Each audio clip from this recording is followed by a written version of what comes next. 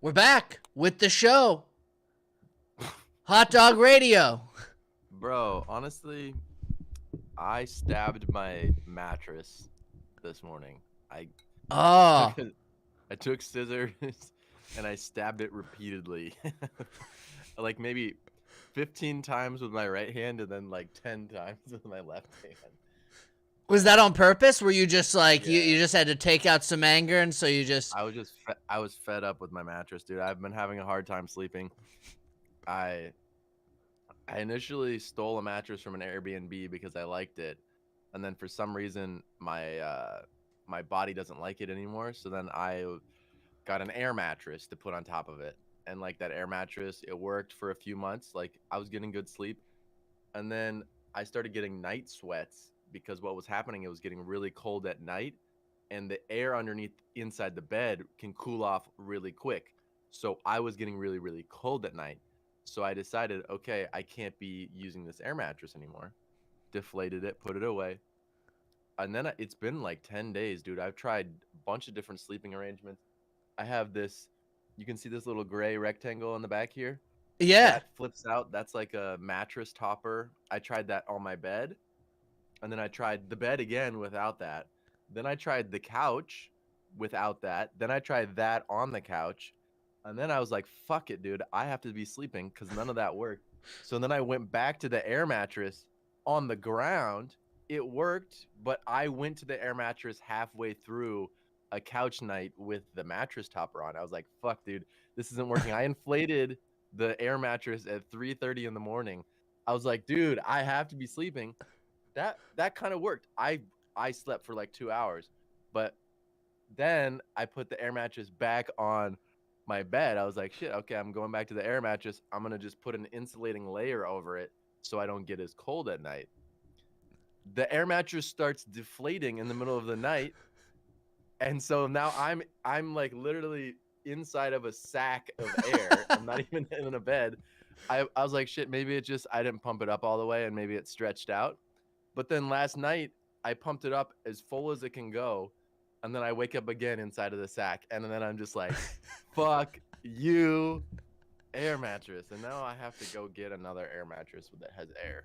Wait, did you just have like scissors next to you or some sharp object, and you just went Yeah, to dude. town? I looked for the if there was any stabbing objects around here, but I have scissors that's kind of accessible from anywhere in the apartment. So fuck, dude. I just Was that like immediately? Were you like first pacing around like upset, and then you were like, I gotta take this mattress out? Or was it no, kind of a dude. thought process of like in the moment you were so mad you got up out of bed, went for the scissors, and just went like, that's it, this is over? Yep, that was Yeah. it was that one.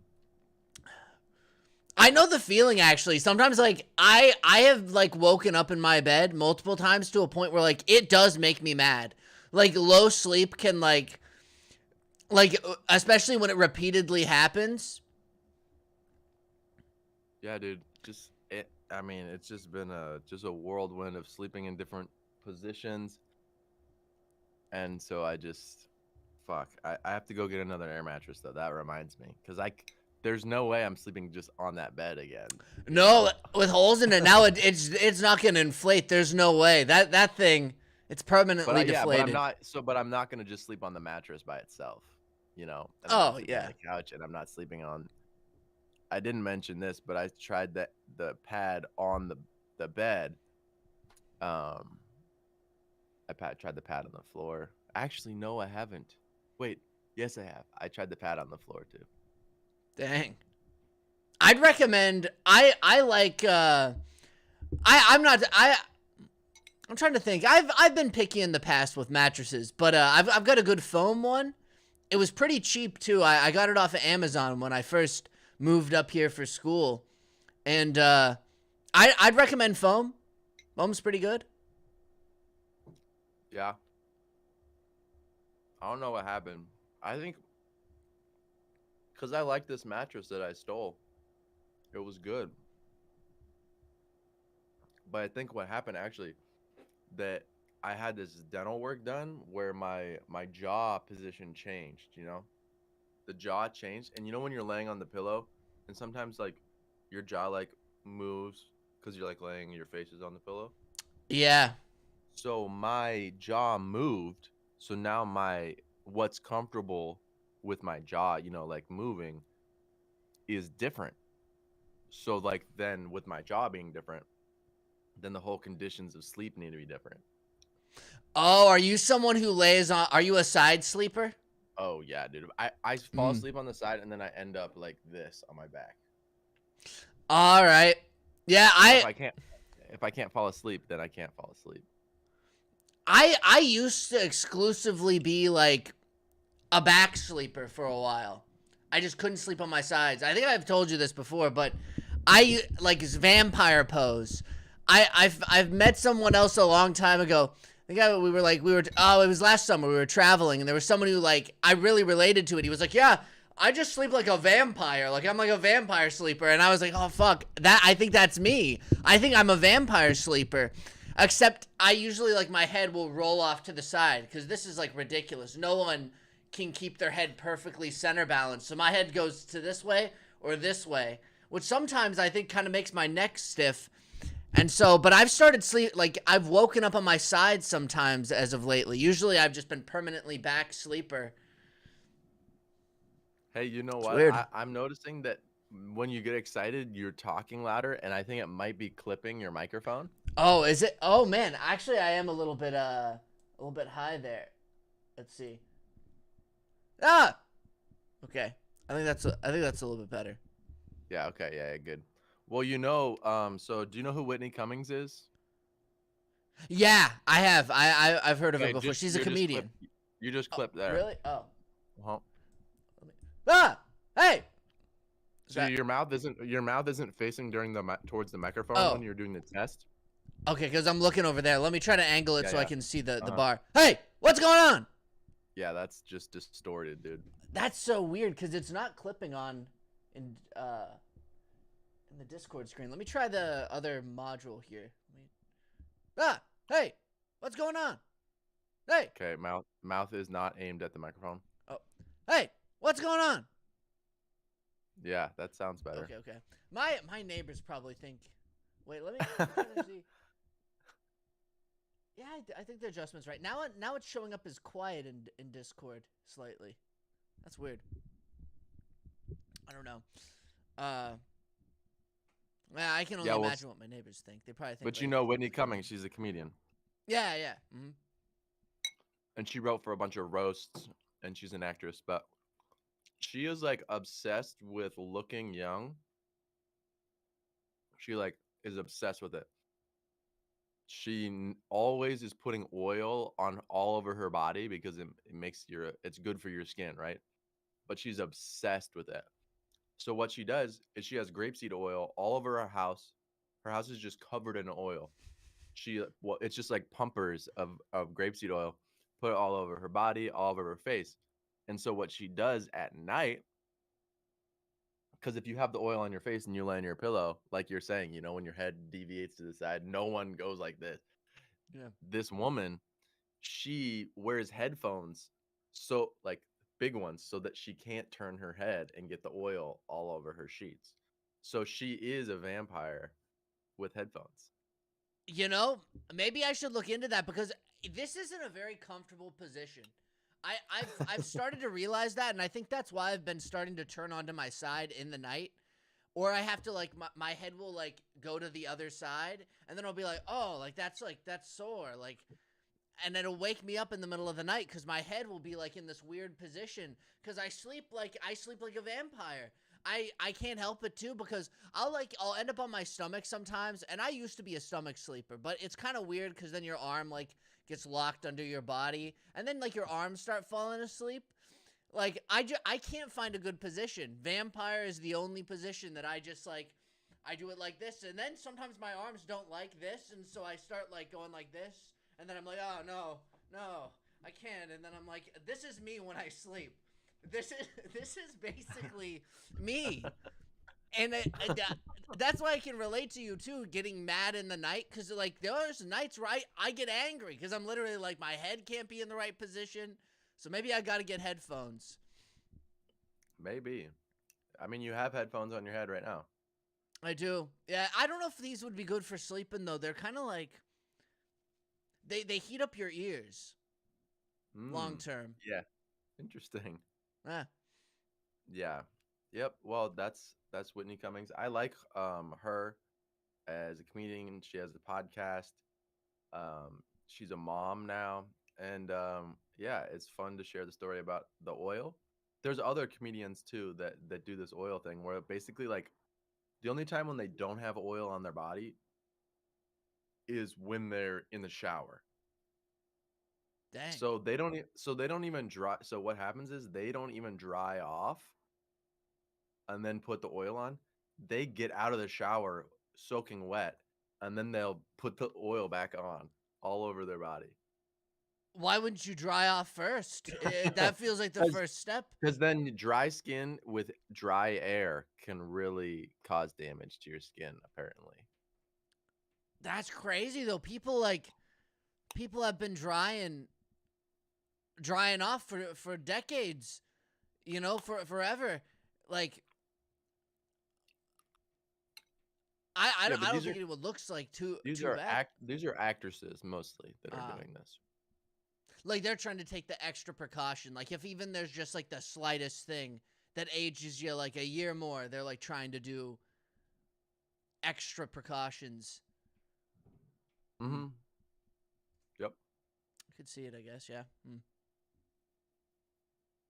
Yep. Yep. Yep. Yep.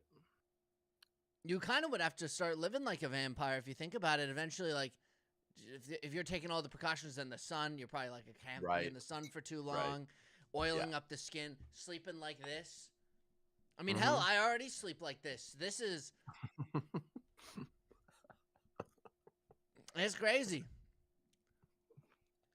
Can you imagine like I don't know. I don't even know what I'm thinking here. Why did this come to mind? I just imagine there was like because all the like actresses and like anyone who's in entertainment and is gonna be on camera all the time. They're all like located in like Hollywood. I just imagine there's like this like panning of houses in like the nice neighborhoods, like the really like nice ones where all like the producers and like their wives live and the actors live, and then you pan through all the house windows and everyone's like everyone's like this in bed with like headphones on and like a mask on, and it's like the oil. Like there's even like a little like a little like spray like over Yeah, the a bed that just mist. like sprays it, and it's like Yeah. Yeah, that's probably what it's like. I would imagine. I mean, maybe that's like a good like business. Like maybe if you invent the oil nozzle spray for nighttime application, but it Or applies even the perfect amount. yeah, but maybe they could have that for post shower too. Like your shower door actually has a mist nozzles all around. So you just walk through it as you exit the shower. Yeah, yeah, I like that. Yeah, then you do like there's indoor oil and there's outdoor oil. So your door into your house, you walk in, you're like, oh, that's good, and then you walk, and then when you walk outside, it's like, okay, we got to get the sun oil on you with a little bit of suntan lotion in there. Yeah.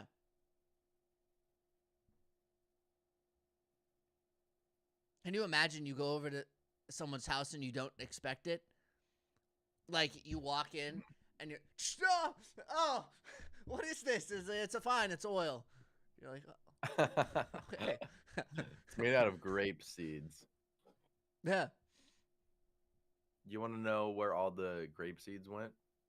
Because there's seedless grapes. Yeah. It's They're oil. on Whitney Cummings. They're on Whitney Cummings' body. Damn. That's a lot of grape seeds. She's like the exclusive buyer. Mm-hmm. Insane. She also has a lot of dogs Does she like oil and a them horse. too? Is that like, I don't is know. that She why she's, kisses them for mm. sure. But I think yeah, she like does like foster stuff. She just had a baby. Actually, it's crazy how much I actually know about her. I guess comedians share a lot of their lives, especially on podcasts and things like that. Yeah, yeah, I like her podcast. Even though she's always complaining that people in the comments think she has an annoying voice, and basically everyone in the comments just like shits on her, but still like watches her podcast. I think there's a lot of people like that, especially like with comedians. I think that's a usual like a comedian dynamic oftentimes, you know? It's that antagonistic relationship with the audience to varying degrees, you know? Dude, you better not be talking about Ethan from H3 Podcast because for me, he's there's nobody that I'll hate watch. It's just a waste of time. But he is like the furthest from something that I would watch. Really? Yeah. I don't think he's that bad. I I I used to watch a lot more of his podcast, but I'll catch episodes every now and then, you know? Yeah, it's just like some clickbait shit, dude. And I mean, sorry, but also I find his voice annoying. So it's just, Oh, it's it's, that double-sided thing. I see. yeah, yeah. I used to watch some of his like YouTube videos back in the day too, so I probably have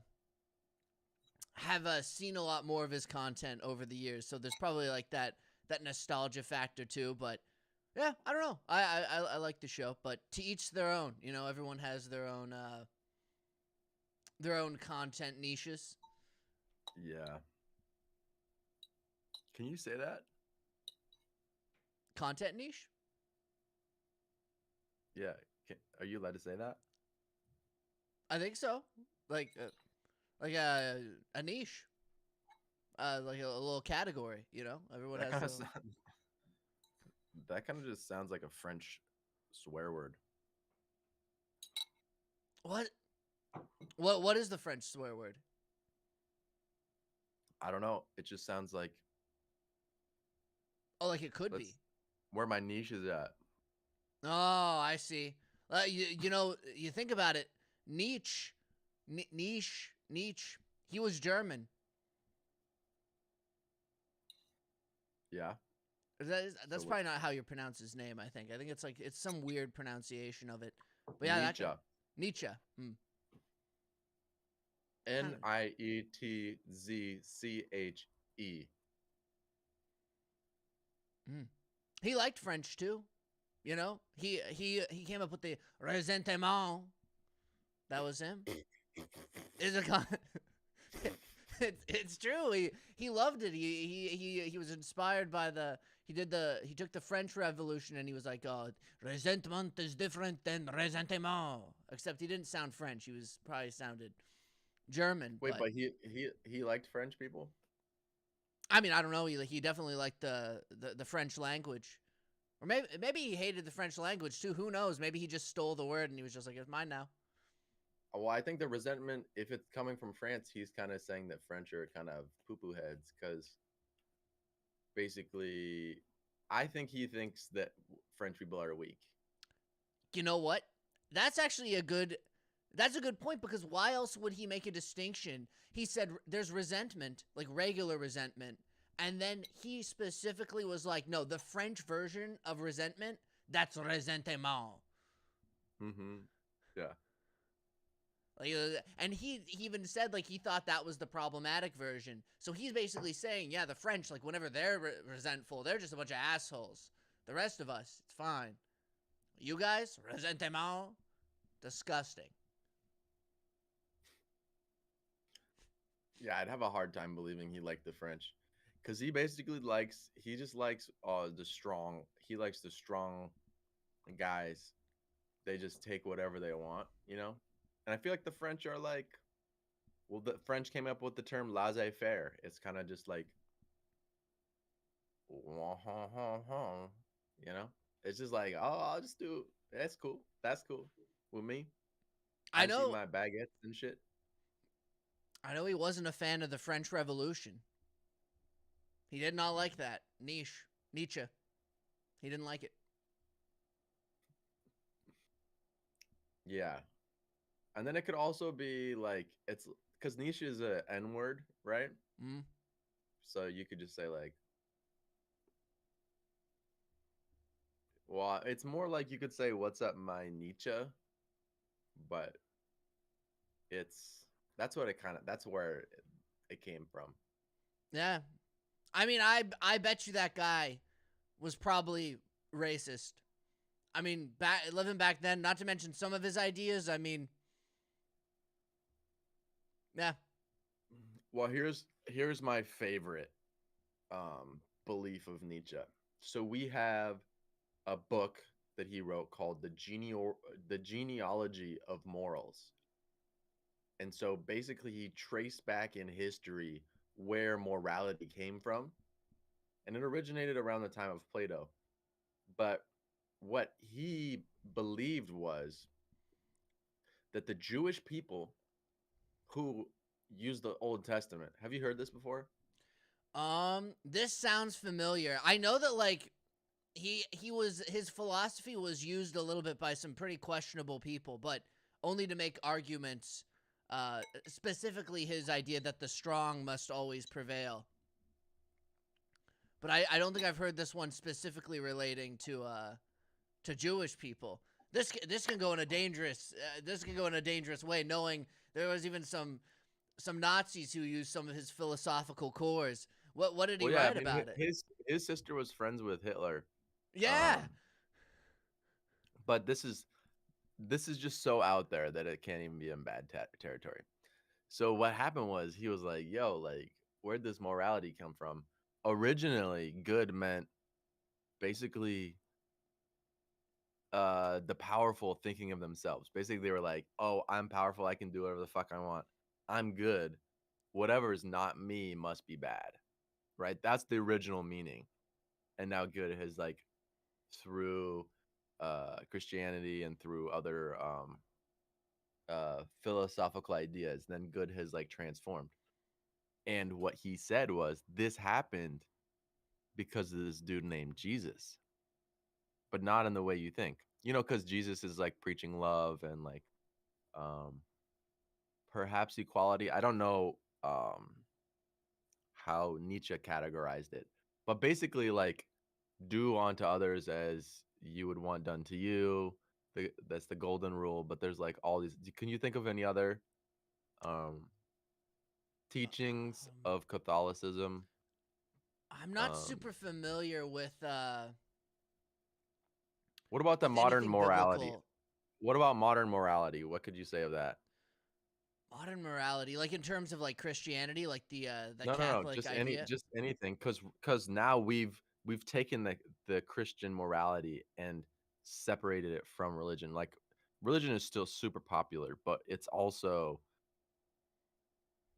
the morality has maintained itself in although we've let go of like the dogma Yeah, those piece. those like philosophical foundations are still present within Yeah, Western what's the common culture. morality? Like you can't steal shit. You have to work for your own stuff.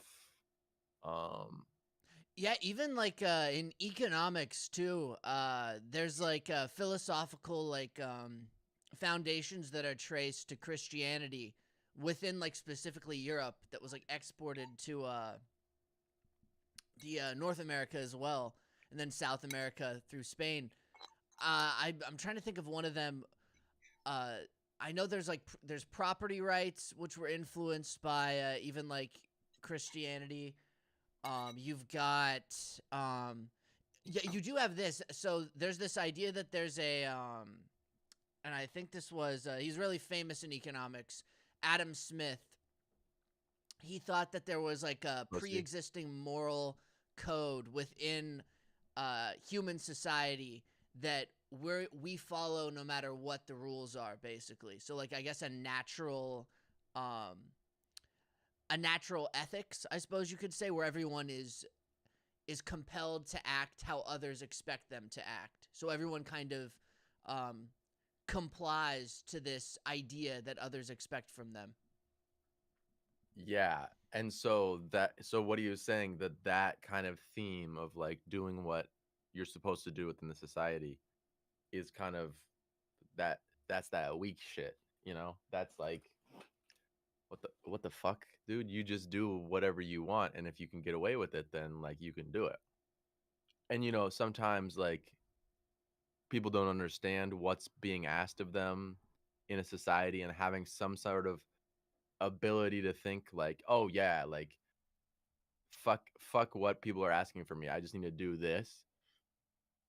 That's a good skill to have in modern society because there are so many. It's just crazy, like expectations and rules and all that. But what I was saying was the Jewish people, what we have is Nietzsche saying the Jewish people were being oppressed. Okay, they have this religion, and they were like, we have our religion. We don't need to be inviting more people in, right? That's kind of their thing. It's not like there's no evangelical Jewish people. It's kind of just like we're Jewish. It's a ethnicity and it's also a religion, and it's like this very interesting um sort of position for somebody to be in, to be Jewish. But they were like, "Yo, we're sick of this shit. We don't like the position that we have in the world. So what we're gonna do is we're going to create a new religion that's going to infiltrate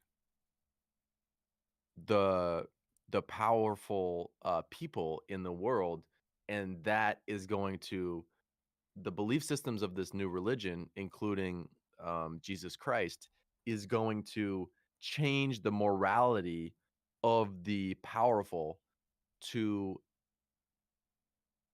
not allow for like these oppressive forces um you know, I don't know all of them, but like it's hundreds of years people are just fucking with, now it's thousands of years people are just fucking with Jewish people, right? Back in Egypt and all that shit, right? So basically what he was saying is the Jewish people created Christianity and Jesus Christ as a Trojan horse to change the morality of the powerful people in the world so that they would no longer oppress the Jewish people. Isn't that crazy? Dude, that's like one of his that's like in the first like 50 pages of this book of like where morality came from. He's like, "Yo, the Jewish people made up Jesus Christ so that they wouldn't be oppressed anymore." I wonder what drugs that guy was doing. That's my like I he's think like like opium. I think definitely opium and other drugs. I can imagine. He was in really poor health. His body didn't work very well. Isn't it crazy And too for him to say that like let the strongest prevail when he himself like a little twig, like some guy comes and like snaps him in half and he just lies on the ground and says, well, he was inclined to well, do so. I don't know if he really believes that that's the way that you should conduct yourself in modern society. He just is saying like, bro, like it wasn't always like this.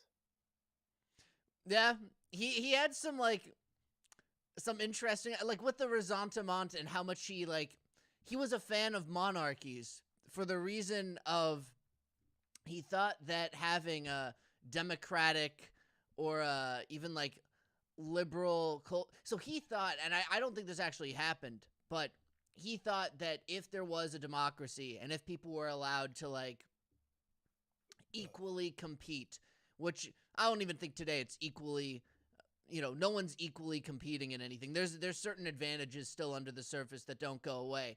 But he thought that if a democracy was allowed to happen, all of a sudden these weak guys would start getting into positions of power. And he was like, no, no, no, that's really bad. That's really bad. We got to have the strongest be up there. So he somehow thought that that was like going to be a weakening factor within like democratic structures. That's why he was so mad at the French too, starting a republic. He was like, "Oh, resentment. That you, it's not like regular resentment." I don't know. Actually, it would probably be more German. It would be like, "It's not you shall not rebel from the people. Your Still sounds French. resentment." Still sounds French. Oh, it does. How does the German like? Yeah, yes. You'll Nope. see about the resentment. Nope. That sounds Swedish. Ah, that's a German. Like, it's like, Oh, little oopsies, yeah. A little oopsies. We accidentally made Holland. something that That's we didn't Holland. know. It's very You have to close. sound I mean, Holland's very close to, yeah, Germany.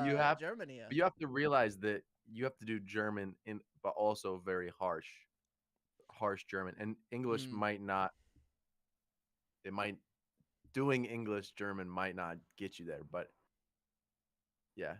Ein, zwei, sei, fuck, walk, Alexa, walk, take, Alexa, walk, Ah, you're right. You're right. It would have to be a little bit more harsh, and he'd be yeah. angry too. He'd have to be pretty mad Oh, about what's yeah. going on. These fucking garsh French. It is hard, dude. So here's the thing. I think it's just a fantasy land. I think philosophy is basically like it's it's the clouds, dude. It's like you're talking about the biggest concepts in the world. And I think there's some philosophers who take it very seriously and they're just like, this is the shit, Plato and Aristotle and stuff. It's like, bro, these are some serious questions. What's important? What's real? Um, what's the purpose of idealism? I think, dude, when you get to like modern and postmodern philosophy, I think it's just a fantasy land. I think basically this dude's like, let me come up with a novel idea that we can think about to to discuss like history basically. Like, so if he's saying Jewish people created Jesus Christ as a Trojan horse, like that's a very interesting conversation to have. That's very interesting. What you did is you kind of just brush it off saying this dude's on drugs. But like, what if that was true? What if they did that and they were like, yo, we're sick of this shit. I'm gonna do a 2,000 year long play. I'm gonna start a religion saying there's this dude Jesus and he's the ideal human. He has special powers. If you listen to his codes, then you're gonna be into heaven. And they're like, okay. Then there was this dude Constantine, right? He adopted himself into Christianity. He was a ruler. So I don't know how long it was. Hundreds of years later, after these people set this Trojan horse of Jesus, now a major ruler of. Do you know what Constantine was? What he was a ruler of? Oh, it was Rome, the Roman Empire. Okay, dude. Yeah. Okay. And do you know what year?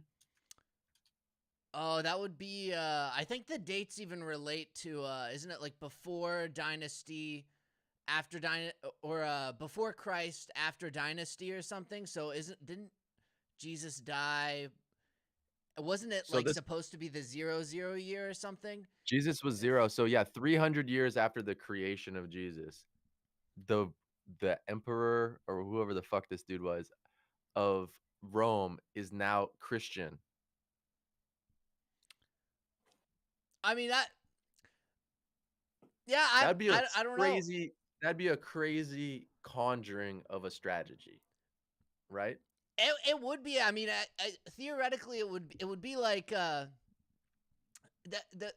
question is, what is Nietzsche trying to say about, because it sounds like, right, and I think it's why that's the foundation for so much like questionable stuff, like even like the Nazi regime and a lot of like anti-Semitism kind of like even spawned off of it. I think is because it creates an implication, right, rather than saying, like, someone could even interpret it and say, well, they did that because they were sick of being oppressed, and they actually just like were imposing kind values that would limit people from doing terrible things. But I even think that would be false, because Europe went on an entire colonial conquest and didn't even impose those values. They literally were just stealing from colonies, and they made up little like they made up like excuses anyways, right? Why it fit into the Christian faith, or they just outright baked racist things into religion. And that was even imparted onto the South during slavery. They rewrote Bibles to try and say that slavery was like a good thing, right? So I mean, like, I think religion can be modified anyways throughout the ages. I don't think it has that much influence. Even if they did spawn it as a way to say, okay, stop prosecuting us, I don't think it helped their case anyways. Because again, look at what happened later. You had Nietzsche write about this thing. Then the Nazis were like, "Oh, they control everything now. They've been meddling since back in the Roman Empire days. Ah, this is crazy." And then they started killing people anyways. So I think like even if Nietzsche was somehow right, I think it wouldn't matter whether it happened or not. I think like the influence maybe is very small, but people in power just take it and write it away and adapt it how they need to, depending on what they're trying to do. Yeah, but I don't know if it hasn't worked. Like the whole world, besides a very, very small population of people, being the Nazis, fought against Germany for this, right? So the whole entire world was fighting against the persecution of Jewish people. And it might be partly, in fact, due to the proliferation of Christianity throughout the globe because of its universal morality and doing and having a right and wrong moral code. So maybe the Nazis did use Nietzsche's writing, and it doesn't matter when you're in power, like you can do whatever the fuck you want. But dude, it's called a world war because nobody thought that that was a good idea what they were doing. Yeah, I mean but anti-Semitism even too didn't like just spawn in Nazi Germany. They used anti-Semitism, but that was like widespread across Europe for a long time. And they were still prosecuting Jewish people even after the inception of Christianity. There was still anti-Semitism, and they still had there were various countries that would put in certain laws that were very like prosecutory in nature. But ultimately it was never that harsh until the Nazis came around. So I don't know. I don't think it changed much. Even if Nietzsche's claim was somehow correct, I think it just wouldn't have made that much of a difference. Maybe it did temporarily, maybe because the Romans started persecuting Christians very heavily as the population started to grow. Maybe it was a way to kind of shift, if that's part of his theory. But at the same time, uh, to say that it was so influential, I don't think it really would have helped their case that much anyways, because later on, when the Christians got into power, this theoretically manufactured group, they just, changed the rules to work in their own favor and prosecute who they saw fit to prosecute, including, I mean, countries around the globe during the colonialism era, baked racism into it, not just anti-Semitism. But I don't know. I don't think it made that much of a difference, because later it would just Well, so spawn the same things. you're making an argument that the morality is not held by the people in power, Yeah, and it I has not think throughout history. surface level, I think it is, because religion is very popular, and the church had a massive influence on very like heavy philosophical principles that were baked into economics, that were baked into so many different aspects of life. However, when it comes down to like policy making, when it comes down to colonial activities, how a power decides to act on the world stage, or even with domestic policy, you can just make justifications for them within that philosophical lens. Yes, and I think the people in power, at least in many of the first world countries, have a certain degree of responsibility to the constituents of their country. And so like the democratization, so you're saying you can always make a case for, we have to do this thing even if there's ulterior motives like on the side of like somebody who's in a powerful position, but they still have to refer to like the generalized moral structure to make those cases. So when they're doing that, then they there's certain things that are off the table, like completely not okay. um so there's still, even if the person in power doesn't have that code, that person is limited by um, what they can explain under the generalized moral code. Yeah. Even like on a further extension too, religion becomes like a useful tool because at that point it's a way to justify power. Like that was huge during monarchies. They were able to just link themselves with the church and basically say that their power was ordained by God and given to them. And they wouldn't even have to act necessarily by all the moral ideals as long as the church said that they were a good Christian and that they were fit to rule.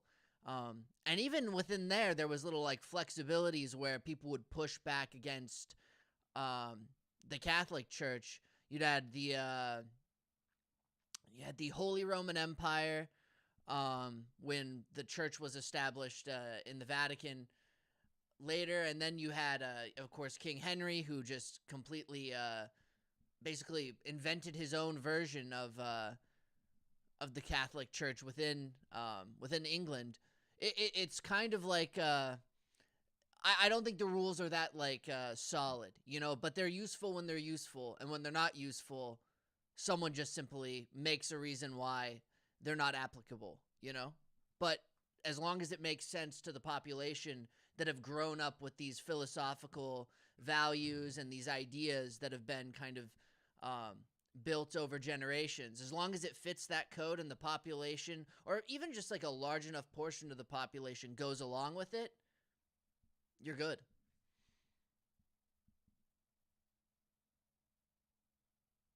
Yeah, I mean that's making me rethink the the modern morality and how that might have been influenced by historical events, because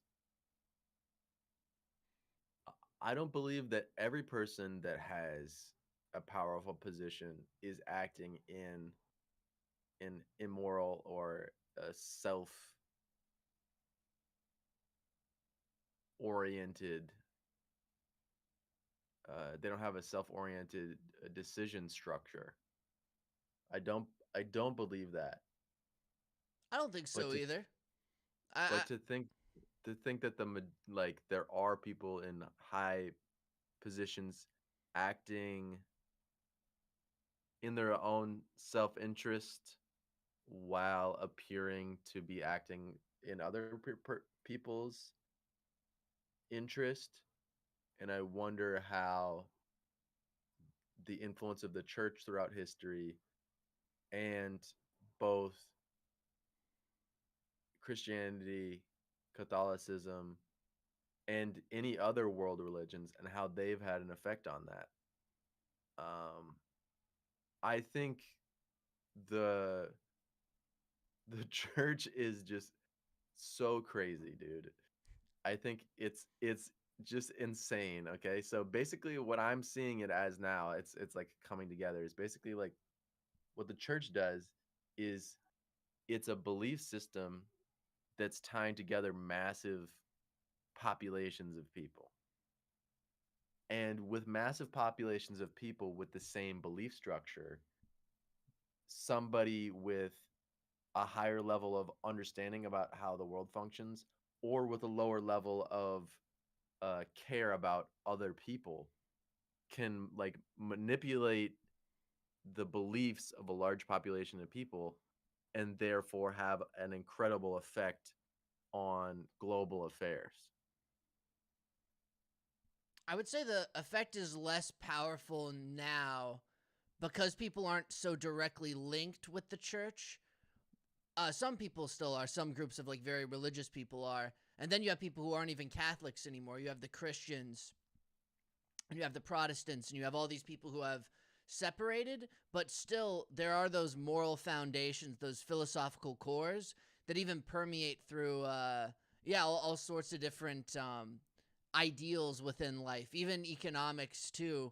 And it changed over time. The church at first thought that private property was bad because they said that anything given from God must be equally shared.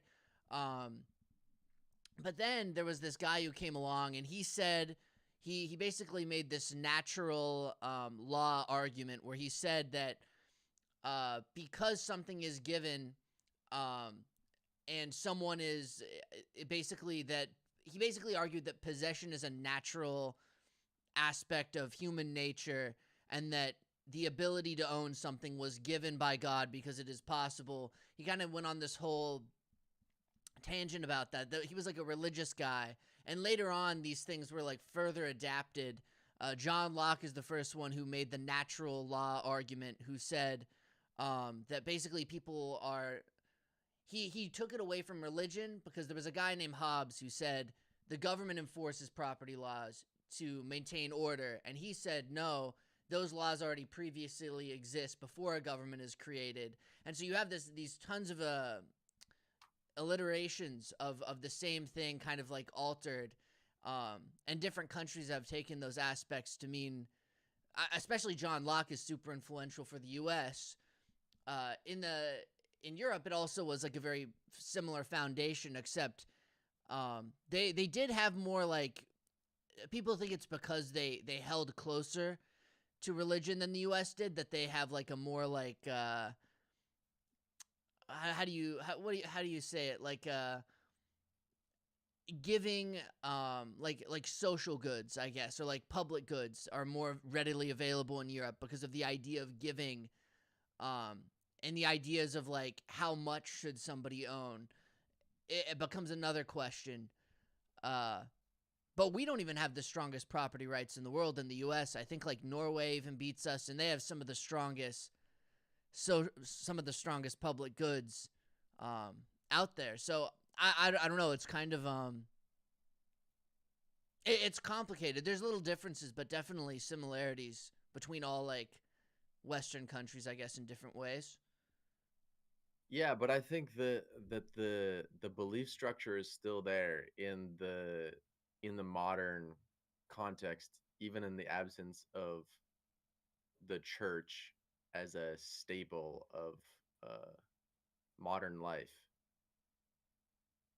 Like I think the belief system still persists, and perhaps we're seeing the belief system kind of break down. Um, I don't know how much I see it breaking down globally. I just don't know too much about it. But in this country, dude, I mean, it's sort of like we're realizing that different beliefs can exist simultaneously, and um, yeah, I think it's still very much that there is a right and wrong, and I think that's a staple of Christianity. Like if you do this, you'll go to heaven. If you do this, you go to hell. Like, dude, I think heaven and hell is basically, I think that's still lingering in the recesses of our minds, even if we never ascribe to a certain church. Like I think that's just in there.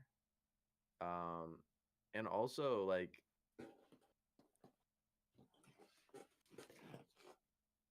I think that because there's less and less of a because God said, and because like more and more people are not believing that that they are going to go to hell if they do something bad, then the appeal, the sell on you must take certain actions has to be stronger, because like the because heaven and hell used to be crazy, like off the map. Like, dude, this is like my afterlife is gonna get fucked up if I don't make a decision. I think heaven and hell are getting like this. Oh, it's like kind of bad if I do this. I think it's shrinking so that like the cell of actions, like you have to support Palestine or I'm never gonna talk to you again. I think those kind of extreme cells for a specific action or support are getting stronger and stronger, because the general morality uh and implications for post life are diminishing. Do you more so mean that because there's no idea of what happens after we die, that deaths occurring are now more like consequential because there's kind of that fear. I'm not saying that death is becoming more consequential. I'm kind of just saying that once upon a time in the heart of the Christian era, the church could say, don't wear hats on Sundays. It's God's day. And implied within that is if you go against what the church says, you're going to go to hell. And hell is a shitty place, dude. I'm But then, sure I'd believe right? it. Right? So then that's the church in the heyday. But then now in modern times, people, just ordinary people, when they want something to get done, they don't have a you're going to go to hell if you don't do this. So they have to get more aggressive because there's no like in the history of the church, it's not like you don't wear hats on Sunday because because it's horrible. Look at all these. There's no argument. It's just you do this. And now the arguments are just getting crazy because there's no because God said so or because there's like eternal consequences.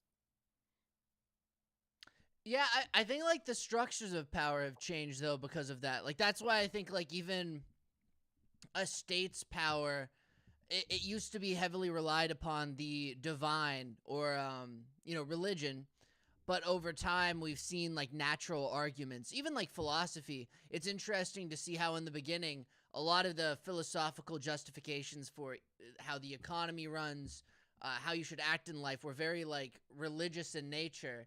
And later on during like the classical era, we got a lot of like these natural law arguments, like what exists in nature, and these people trying to make justifications based off of that, as religion kind of became less entangled within the political life.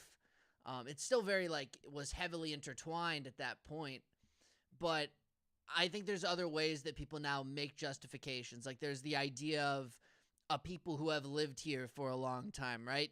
Not necessarily being able to say these people are good because they are the followers of this religion. That can still work amongst certain populations who still are very religious.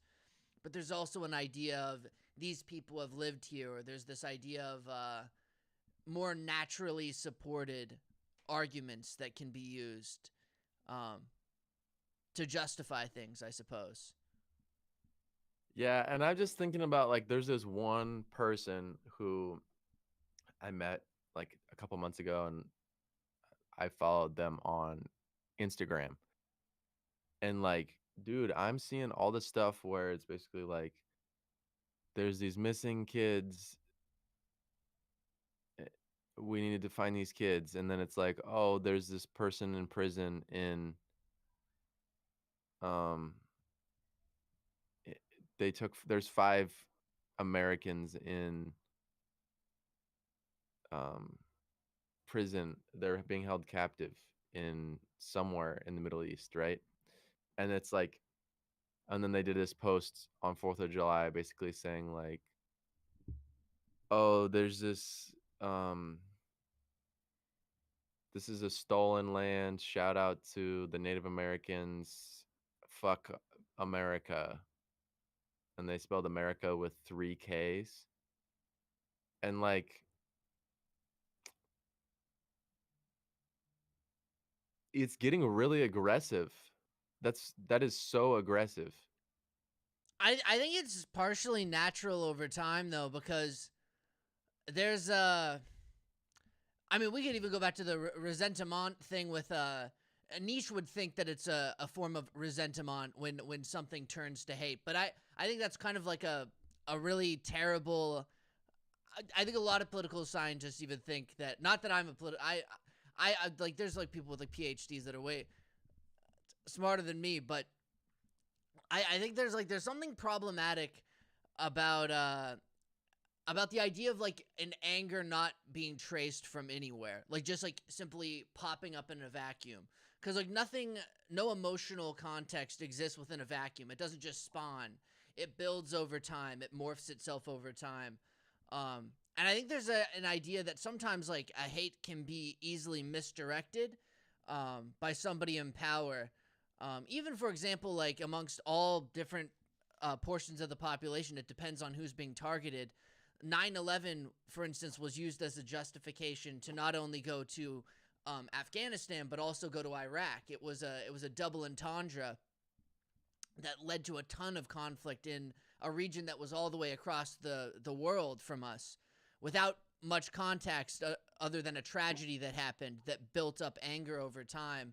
Same with like Native Americans, who would be very angry that a lot of the wrongs were never righted, and they were basically just given the right to own some casinos, and then that was it. It was supposed to be the end of story, when like half the population was still living in poverty. Even till this day, drug abuse is a problem. There's still so many different problems. That anger builds over time when no one addresses it, no one listens. There's actually a book about even black anger over white people not listening to what they have to say, and rather than accepting their anger and accepting how upset they are, pushing back against it, and or not listening at all, or being afraid to listen to someone's anger. And as that happens, that interaction occurs. Eventually, it's like a pressure cooker, basically, over time. No pressure is released, it builds up, and eventually it explodes.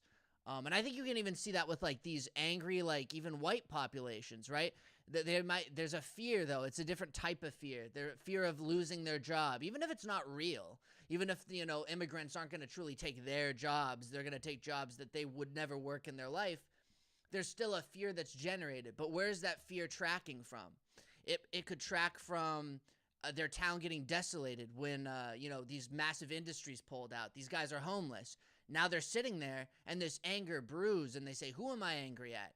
I don't have a job anymore. My town is shit. We can't afford to fix the roads anymore. And this anger can build within multiple different populations. And sometimes it can be directed in the right direction. Sometimes it's directed at one person and not a system as a whole. Sometimes that anger might even have things in common. These different groups are all angry, and they might be angry at the same system that's failed them, but ultimately it depends on how that anger is used and where it's directed, and how long it goes unaddressed, how aggressive it might be. So how does that relate to this person that's posting on Instagram? Like, I muted them. It's like, I don't want to see that. I like, basically, I don't want to see that. I'm not interested in witnessing misplaced hate and Yeah, anger. you don't necessarily have to.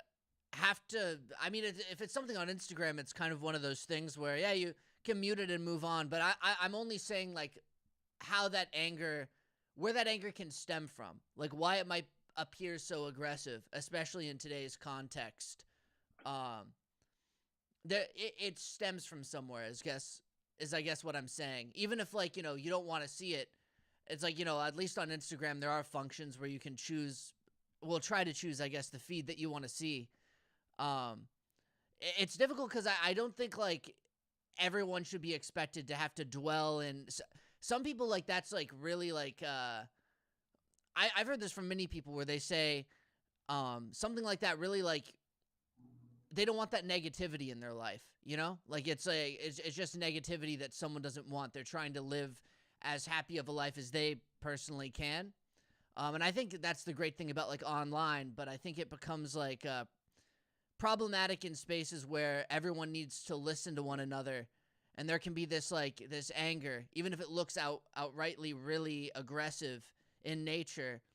That person might just be really mad at America, and that's how they're expressing themselves. At least it's not like one person. At least it's pointed at a system. Some people argue that. Some academics think that it's better for anger to be targeted at a system rather than a group of people or one person.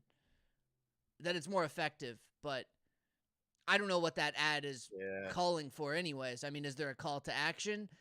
If there isn't, then there's another side of it where Well, there's a call to whereas action, unfollow all these people that didn't do a Palestine post. Basically, like, there's a big thing where it's basically like, unfollow Beyonce because they didn't post about Palestine. Unfollow Justin Bieber because he didn't post about Palestine.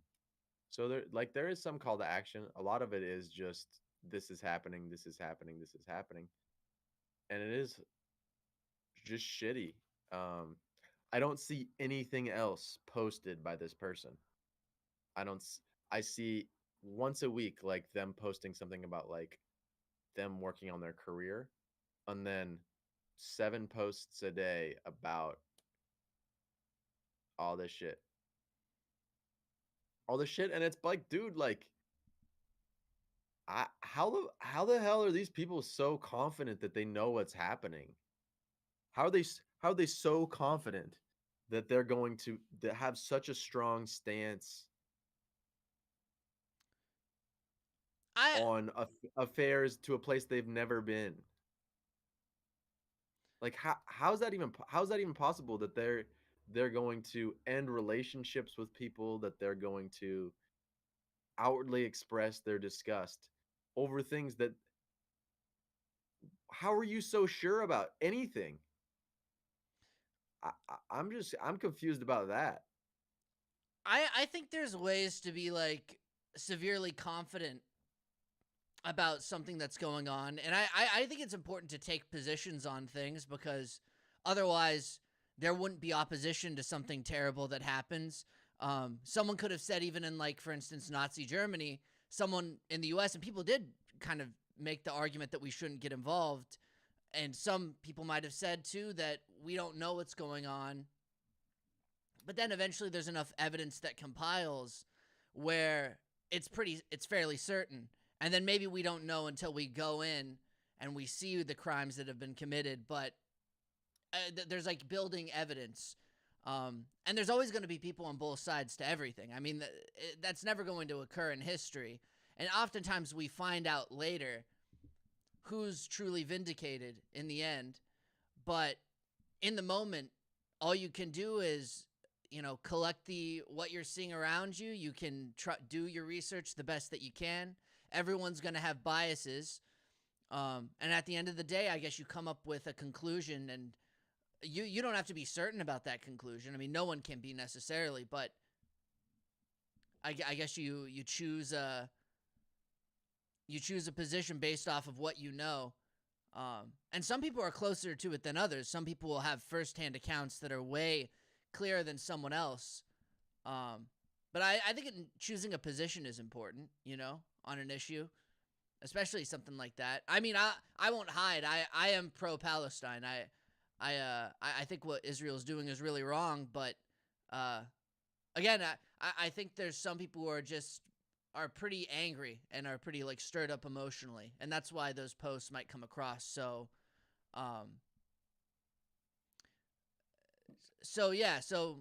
I guess extra that there's a lot of emotion and anger in those posts, I suppose. Yeah. Yeah, I mean, good for anybody that thinks they know what's happening. I just bro, I just know about governments and conspiracy and media, and it's just crazy to be personally reactive to something that's happening in a place that you've never been there. I think it's partially the idea of where the country that you're living in is involved. Because we're involved in a lot of things around the globe, so it becomes kind of difficult. Perhaps there would be a different conversation going on if we were back in the days where we were very, like, isolationist. We weren't, engaging in conflicts across the globe. But the U.S. has been involved in that region for so long. We sell weapons to Israel. We have a military base over there too. And so there's this idea that the U.S. is enforcing this war, And so people at home are going to take a position on it because they either are in support of what the U.S. is doing or they're not in support of what the U.S. is doing.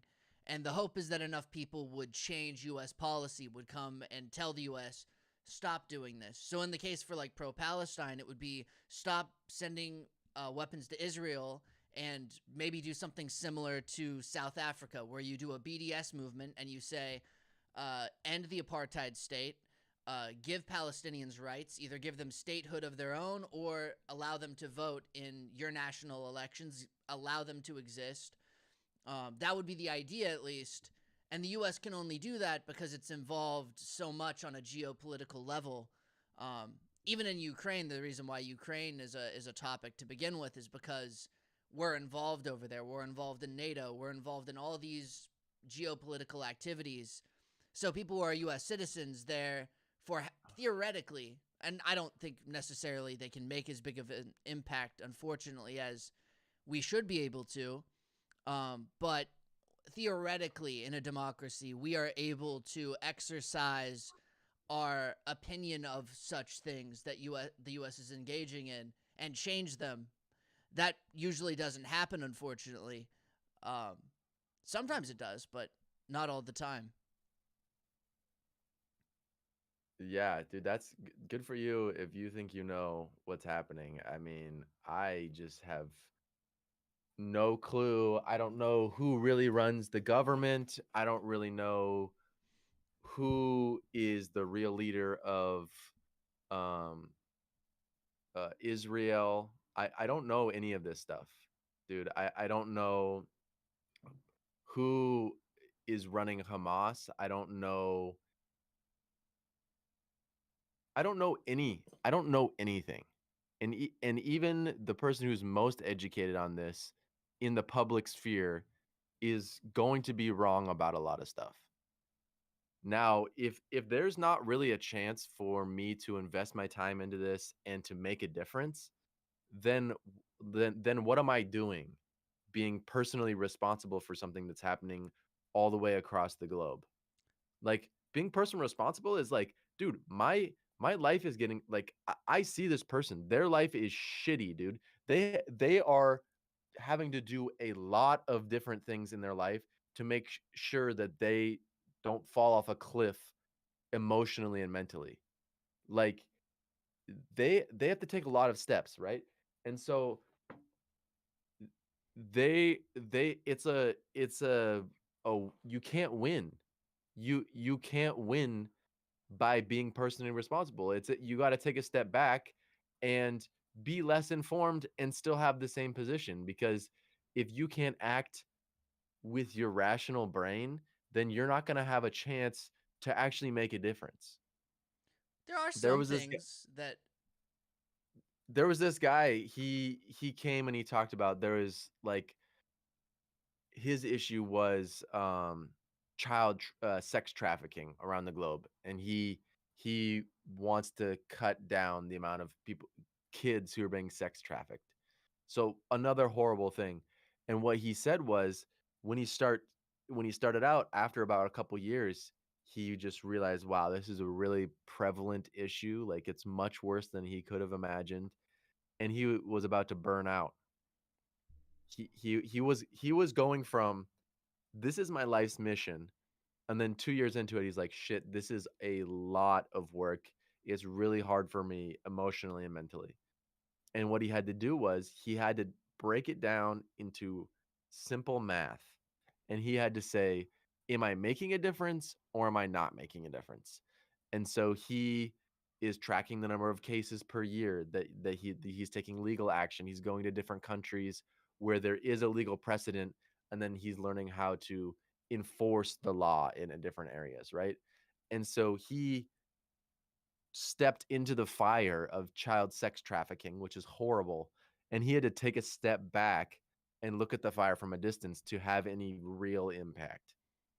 And I think a, a lot of people who are engaged in foreign affairs and even domestic affairs, they're just literally on fire, and they're screaming, they're saying, this is shit. But number one, you don't actually know what's happening. And number 2, you're not gonna be able to help if you are an emotional and mental mess. And it's just now it's frustrating for me to be involved with all of these people who want me to act a certain way, who want me to say certain things when they are on fire, their hair's on fire. I think it depends because there can be a lot of good that can happen. I mean, like, there's a collective, collective action is really important, and that can come from an emotional state.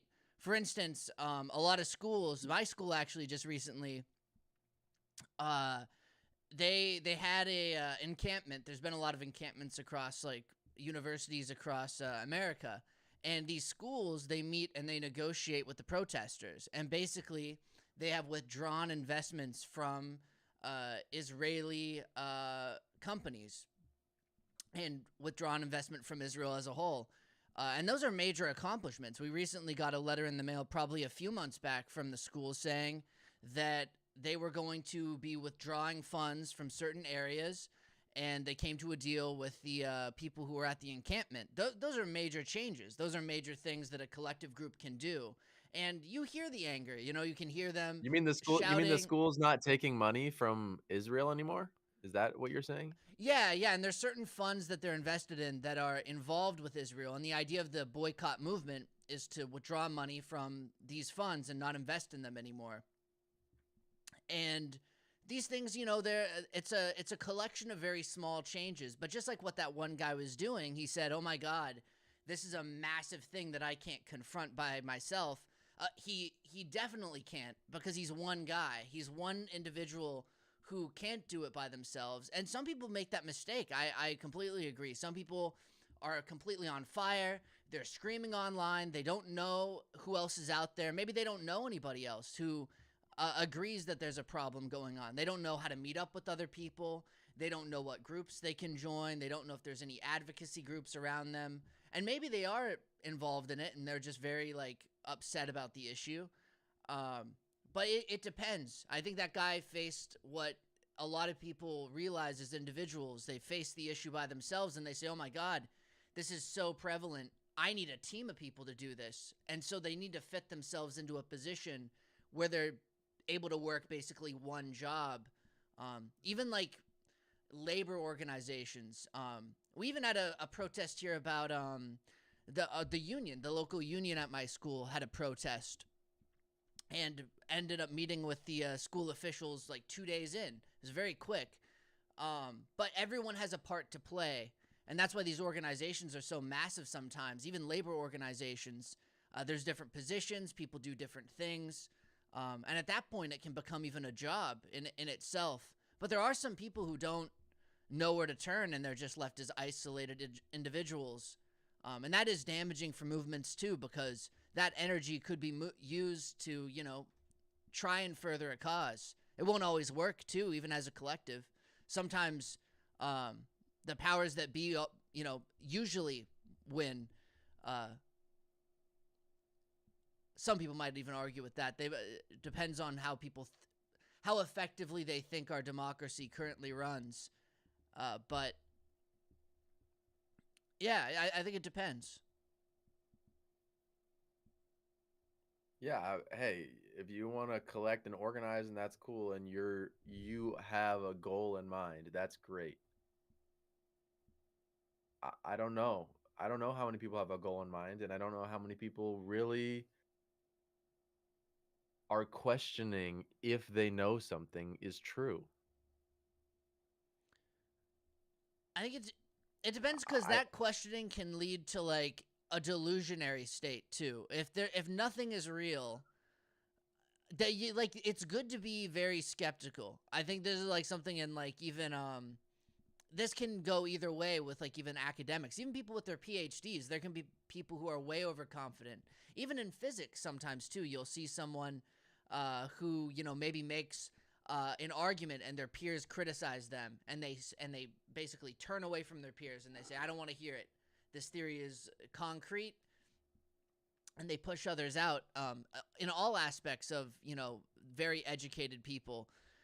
I think there's another side to the coin too. You can go so far as to question everything that you know and say that nothing is real. and then all facts and all sort of like evidence gets thrown to the wayside. Even though something might be very probable, someone could say, well, what about that 0.0009% probability that this isn't correct? It must not be real. I must disregard it.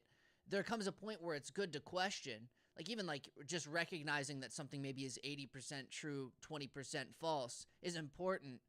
But to disregard all information means that you wouldn't take a position on anything and everything would be unknown. And then there's really no change that's able to happen. There's no discovery because everything is just to the wayside. Yeah, but so yeah, you're right, but you can't also just have an opinion on everything and not even question it. Definitely not. Yeah. Like I saw this hashtag that was like free Palestine and then free like 9 other places. And then it was also like, shout out to the indigenous people of our land. And it's like, okay, I get it. Like, but you think you can understand politics in 9 different countries with like you can't know everything and not question things. And if you're gonna be having a strong opinion about things, then you have to be questioning it because you're getting involved with stuff that you don't know about. And the entire system of creating generations of people like through the education system is basically listen to what somebody says and then do it. And people are taking advantage of that. Like I don't trust what anybody says really, especially if they have ulterior motives. Like if you have what you want to do, then that's cool, but don't just pick a lane. Just pick just pick one. Like if you want to be involved in foreign affairs, then study that and get your degree in that and have that be a passion of yours and do that. And for me, that's not what mine is. Mine is is doing healthcare and learning about health and specifically about how the human body works, right? That's that's my domain. I am just I am just questioning what's happening in all other fields. I'm not going to say that I'm an expert or anything like that. But if you're somebody who has your online presence is dedicated to all of your branding and description is I'm this is my business and and it's fitness related and it has nothing to do with what's going on over there, then then you're definitely not somebody I want to get this information from. Yeah, it's interesting because everyone is getting their information from somebody. For instance, I mean, like I like the example that you used, right? I if I'm coming to you for health advice, I'm going to trust you than more than, just some random person who doesn't know. But the advice that you pass on to me, I might pass on to somebody else. And all of a sudden, I'm more informed by talking to somebody who is more informed than me on something. I think that effect happens a lot with people who, are doing other things. Like someone could work at a bank and maybe they're on their phone feed and they see this guy who does political commentary and they inform them what's going on in the news. And they, of course, they're going to have their own opinions, but they say, this is what we found here. And oftentimes those people, even people with like PhDs, they get their information from other sources. Sometimes it's a journalist who's working on the ground in Palestine and Israel, and they take that firsthand account and they cross-reference it with another source. And they say, this is the sources that I have. And the academic looks and they say, okay, well, here's the sources. This is what I think. This seems pretty probable, pretty likely. They wait maybe a week to see what other information comes out. And that's somebody who's working in good faith as well. There's some people who rush to conclusions on things, of course, all the time. But I think it really depends because it's like a streamline of information. And once someone gets that information, they could question it. And depending on even like ideology might play a factor, philosophical backings, but they'll make a decision whether they believe it or not. And it might be someone that they trust, someone that they've gotten information from for like multiple years. This person has never led them wrong. This person has been right maybe even multiple times. Maybe they're really educated. They might be a really smart person, hopefully.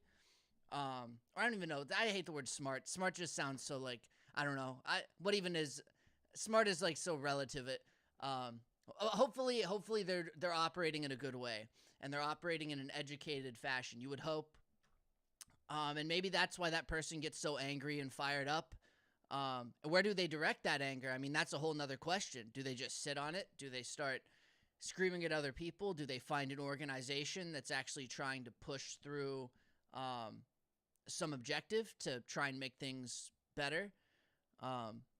Yeah, I don't know, but I think it's complicated, and that emotional energy, whether it's based on something that's real or not, it depends how it's used.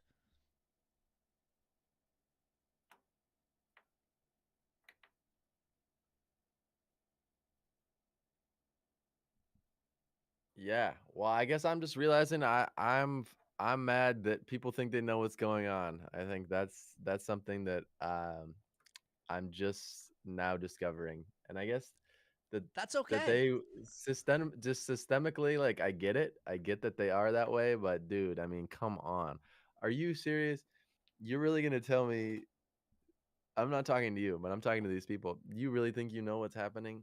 Because are you serious? So we don't actually know. So we don't know hardly anything about the how the universe functions. We don't know what the possibilities for human development are. Um, dude, there might be time travel might exist. There might be George W. Bush might be an alien from another planet, right? Like, dude, I mean, you you can't tell me that you know what's happening right now. These things There's have different you probabilities, cannot. though. You have to You admit cannot. there's different probabilities with like George Bush being an alien. We have to look and say like that's very like unlikely in comparison to like, maybe Unlikely one day discovering there's some like new law in physics, or that yeah. there's something like completely revolutionary in a different space. There's different probabilities for each one of those things. Yeah. Yeah.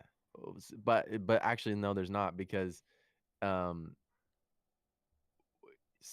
how do you know what the probability would be that George Bush is an alien? Because you don't know what kinds of aliens there could be, and you don't know what sort of abilities they might have. Okay, so at this point, though, then at that point, we would have to say there's some information that is so loosely based, it's too widely applicable. I could be an alien. You could be an Yeah. alien. No. Anyone could be an Absolutely. alien. And at this point, Absolutely. that idea at this point cannot be substantiated quite yet. It's not that someone would say that. Someone shouldn't say, "Oh, that's ridiculous. That's a terrible idea." Rather, it's just not something that can be discerned right now. Maybe later, but there's other things that happen and occur in real life that can be substantiated to a greater degree.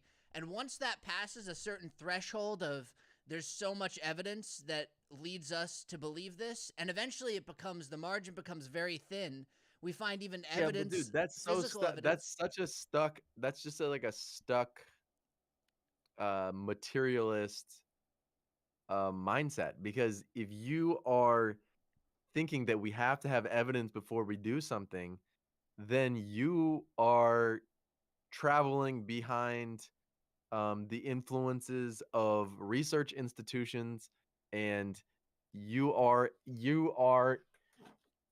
talking about streams of information. You are downstream very, very far from when people make discoveries on things.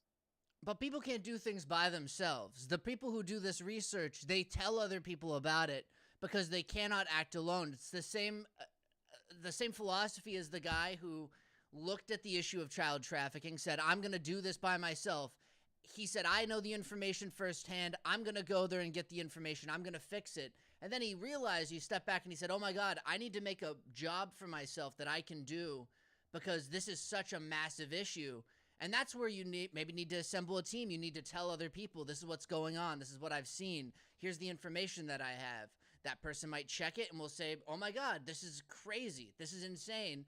Maybe I'll see first. Maybe I can help you do research. Maybe I can figure out these case profiles. Overall, I think that happens in every field. The idea is that it gets to the wider audience, and that ideally the right information gets to the audience as a whole. Because again, there's a lot of misinformation. And I think it has created this dangerous dynamic where people say nothing is real because look at all this fake information out there. People are poisoning the water. That can be attributed to poor journalism. Journalists theoretically are supposed to not be an expert in anything other than journalism. The core idea is that they cross-checked people. They would do first-hand accounts. They'd find second-hand accounts. They'd cross-reference all of these things, and they'd say, what picture is being painted here through all these experts?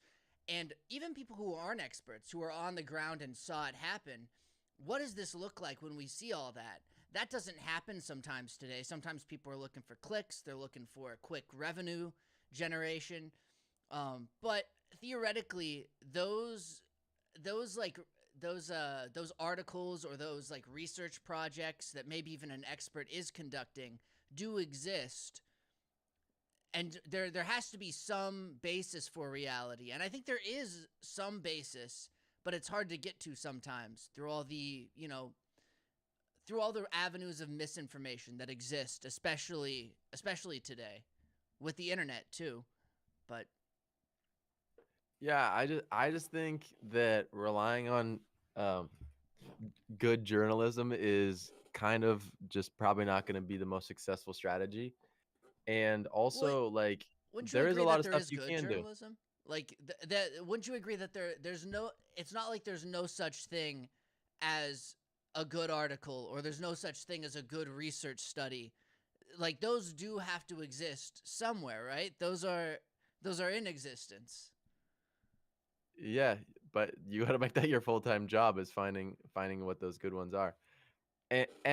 All I'm really trying to say is that things that you don't know about are going to happen, and there's going to be new discoveries and new information that factor into like what your future life experience is going to be. So you're going to have stuff that you don't know about right now happening that's going to be affecting your life circumstances. And so that when you're thinking about what's going to be happening in the future, you're going to be thinking about there's going to be unknown things happening. Factoring in the unknown into what you believe life is going to be like in the future. And a lot of times you can make discoveries yourself. Like, what if there was just like not everything has to be science and research, dude. You can have your own independent studies where you say like, what if George Bush was an alien, and you went down that path instead of saying, oh, the probability is blah blah blah. And what if you just had to think about George Bush being an alien for a minute? If that was just like there was this strange laws of physics, and all of a sudden you unlock the codes, and the aliens came down into your apartment and they said, "Thank you," and they handed you the keys, and then you got to ride in their spaceship. Like, you don't know how the world works, dude, and you don't need to think about George Bush for a minute, but you need to know that unknown things are going to be happening, and you don't have to always be relying on other people to venture in to the unknown on your behalf. Yeah, I think there's like it's absolutely true that you can't know everything at once, and not to mention there's subjects where people are going to be uneducated on. But I don't think it's bad either to listen to other people in the prospect of learning, like looking for other people who are more experienced than you in a certain area, or like have studied it, like some doctorates in whatever subject it is, looking to that person and saying, what do they think? And maybe you even check and you say, what do other people in this community think about him? What do other people think Do people think he's kind of weird? Maybe that's not a bad thing that he's kind of weird. Maybe he's stumbled upon something. But looking at what other people have done, it's not a bad backdrop to furthering your your informational output. And then, you have a little bit of something to talk on whenever you're running into that subject, because you learn from somebody else. And so if someone else talks to you, you can say, "Oh, well, I've heard this, or this is what I've learned so far." Because you don't have to go to an institution to learn about it. You're never going to maybe be as educated without a formal education. But then again, there's books. People buy books. They read books. You hear these stories about people who they don't even get a formal education. They just read about the topic. They read tons of books, and they can just talk about it all the time. So the way you're talking about books and moving your hands like this just makes you sound like Trump talking about books. They have books. Many people are reading books. People love books. All they have to do, there's many people, they do it. They open a book. And they read. It's really great. I've read a little something called Mein Kampf recently. But don't tell anyone. It's very secret. Don't tell anyone. I don't know how to read. But anyway, yeah, dude. I mean, that's so I think we just fundamentally disagree on this, because for me in my life, there is, dude, the strategy that I've taken is to listen to other people's opinions the least amount possible. Isn't that creating an echo chamber though for yourself? Like that can be also a little bit dangerous. No, maybe it can be dangerous. I'm a adrenaline junkie, dude. Honestly, this is what I'm thinking. There is new discoveries to be made on Earth, right? There's no doubt about that. Other people are following the tracks of current thinking as they're venturing up the Mount Everest of new discoveries. I'm deciding so people are trying to climb up Mount Everest. What other mountains can be climbed up? Now, there are some indisputable facts that it's not that I'm not listening to a person, but like hundreds of people have said. I'm just learning about like the physical body, okay? Like there's no like opinions on there's the two bones of the forearm, right? And there's this blood vessel that comes down on this side, and then there's two on the other side, and there's the nerves, and there's the different muscles, right? Like to me, that's objective. So I can go to an institution, I can learn about that. That's great. But imagine if someone said they didn't believe you. Didn't believe me what? Like they were just like, that blood vessel, it's no. I don't know. What if they said they don't believe you, that the blood vessel is there? Even though it seems objective, someone said... Oh, well, I don't care. They think it's okay. Well, dude, this is the thing. Well, this is what I'm saying. I don't care. I don't care, because that's a person saying something to me, right? And I was saying I'm trying to narrow down the amount of people's like subjectivity entering into my mind, because I want to be breaking new ground, and my strategy is to be completely off this mindset in this specific industry. What if that guy should have listened to you though? What if, let's say, like you said, I've studied this, I know that it's there, and he said, I don't believe you, I need to do it myself. And you said, what do you mean by that? And he starts cutting open his arm because he didn't believe you, and then he realized, oh shit, it's there. There's a blood vessel there, and now this guy could have just taken the advice and could have even looked and could have saw it on his arm, could have said, oh, I see it. No, but there's no advice. But there's no advice, dude. There's no advice. But you told him that information, right? And you said, look, you can see it through the skin. You can see it. That's what that is under your skin. It's clear as day. It's not uncovered. There's skin over it, but that's what that is. And the guy says, I got to find out. No, you're not getting what I'm saying. There's no advice. There's no thing that I'm doing that's dangerous. It's just I'm running my own experiments. Right? Okay. There's generally held rules, like here's this blood vessel, we're not going to be putting needles in that blood vessel. Okay, that's fine, I'll learn that. I don't want to hurt anybody. But once I learn the rules of not hurting anybody, bro, I'm gonna be doing my own fucking experiments. I'm not gonna rely on, okay, well, they say that you have to put it in 3/4 of an inch because when they ran the control study, that they had a 35% increase in symptoms. Fuck that, dude. I want to be so in tune with the craft that I don't look for percentage increase. I want to have 100% effect. And until science can show me that, I got to be doing my own experiments. And this is called being clinically minded. This is basically not what does the research say, what is the philosophy, but what works when it comes down to it. When somebody comes in, how do I really do my best work? And that comes from me trusting in my own abilities and my own abilities to do research and to glean valuable information about test cases that are on an individual basis. That's what all the good healthcare practitioners do. That they go through their formal training to learn to not hurt somebody, and then they have to really dive in and learn what works for them, for themselves. That's what it really turns out. I think that's like a core fundamental in academics too. People like, for anyone to be able to do the research, they have to know the fundamentals first. So I don't think that's like that's a really good thing. I think everyone who's involved in research would agree that you want to learn the basics and then be able to do research if that's what someone's interested in.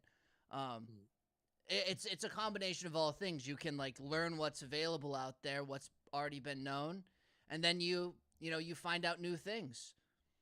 Yeah, but I think there's shitty basics just scattered throughout all of academia. So although I'm trying to keep my number of people that I listen to down, I'm when I find somebody that I do listen to, I really double down on their information so that I'm able to have the basics that I can reference all of the general watered down information on.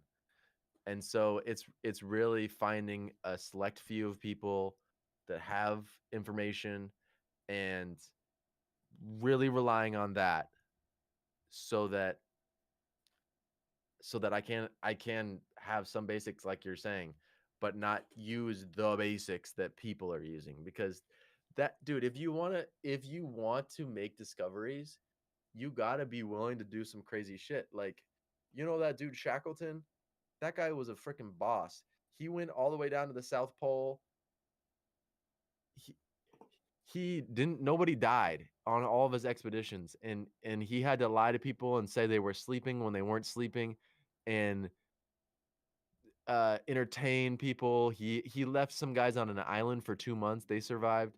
Like, but you think Shackleton was listening to like other people's ideas? They're like, dude, you're going to the South Pole. We've never been there before. Don't do that. That's dangerous. Don't you know about the cold and hypothermia? See, but that guy also had previous experience that factored in to his success too. So there's fundamental basics that are important to know, but not only that, someone who, let's say, becomes a PhD, learns all the background information, starts running their own experiments, even in a just any academic field, or even say he's been on other voyages. He didn't start as a captain. He had to build up the training. He had to learn what a voyage looks like, what it's like to go on different expeditions, right? He has life experience that leads to him leading this expedition. That life experience is super core, not only to be able to actually like conduct your own experiments or explore new territory, but it's also important even for communication, right? Like, let's say somebody in the field of, I think I would use the physics example, like anything like chemistry or something, comes up with something new. And they say, oh my God, I went out on a limb. I ran all these different experiments, and I think I've found something. Look at this. Now this person has to communicate with other chemists at the PhD level about what they found and what this looks like and what is going on, right? that base knowledge creates a language that now can be easily communicated. And now someone else can try what they did and see if it happens again, if it's repeatable, you Yeah, know? okay, so but you love research and this is great, but I want to be in this example, I want to be changing the language of chemistry because I know there's fundamental flaws in it. How do you communicate that to other chemists? Yeah, I'm not sure. I'm not gonna sure I'm gonna be able to communicate it to other chemists who are trained the general way. I might not be able to. Now there's a disconnect though, because at this point, like if you can't get, I think this is where like there's a collectivism factor, where we can't move as a group. And maybe that, I mean, again, one person isn't going to be as powerful as a whole entire unified scientific community. It's why like different countries share scientific data. It's There's no such thing as a unified scientific community though. But when it comes to communication and new things are solidified into science, and it's used to help so many different people, right? Especially like even medicine, that's super important. I think if an idea is really good and if something new has been found and even a new way of thinking has been found, it's super important that that idea gets shared with other people, and it needs to pass through some conduit, and it needs to be able to pass across language barriers, right? Like within the established scientific language, someone could I'll have a let you know. communication with I'll let you somebody. know how the communication piece goes, but I gotta make the discovery first. Okay. Okay. That's fair. But you already could communicate well with somebody else in the medical field, is what I'm saying, with your base knowledge that you have. Because you know certain information about the body, when you're sharing what you found with somebody else, all of a sudden there's this line of communication, and that can be spread throughout a larger community, you know, because of that base It depends on what knowledge. the discover it depends on what the discovery is. That, yeah, if it was something completely out of the realm, then it could possibly not require any base knowledge. Yeah, I don't know. I don't know. I haven't made the discovery yet, but that's the gear. That's like so like we're just humans. We're on the expedition of life, and we're just saying, okay, what do I think is gonna create meaning for me? I mean, people ask different questions. For me, something that's meaningful is doing something that other people are not able to do. It's not that I'm more capable in certain realms. Perhaps I am, but like the idea is doing something that is uniquely valuable to human society. And to me, what that is doing stuff that's not possible for other people to do because the way I create value is by being a unique individual. And so, in my path to be a unique individual and creating value that nobody else can create is making discoveries about human existence. And so, when I'm making discoveries about human existence, those who make discoveries are they have a different orientation towards life, right? And so, this is where my skepticism comes in. This is where my um, dissociation with the majority of people's belief systems is I'm doing research on what sort of I'm doing research on how to orient myself towards the highest likelihood of me making a discovery. So that's like a completely different orientation. I definitely get that sentiment.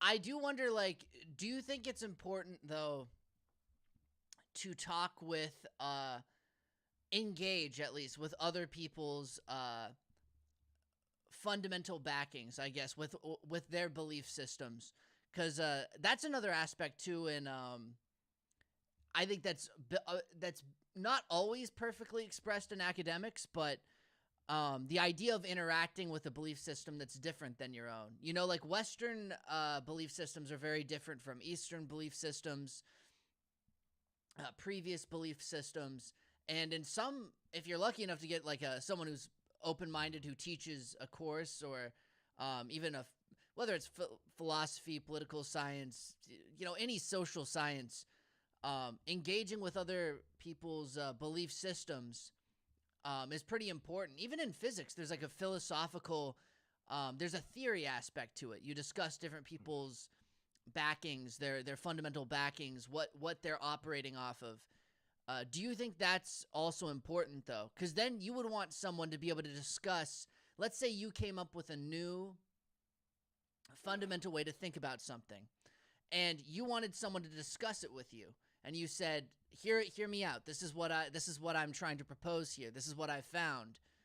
Someone else Mm-hmm. comes at you and says, well, I don't even work on the Western fundamental way of thinking about things. I work off of this different system. And actually, this one is traced back a few years earlier than the Western system, maybe even.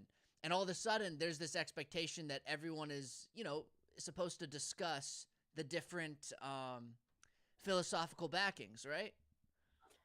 Yeah, but as I said, I'll let you know how that part goes until I make the discovery. But the discovery isn't made, in my view, by always checking in with what these other models are doing and referencing other models.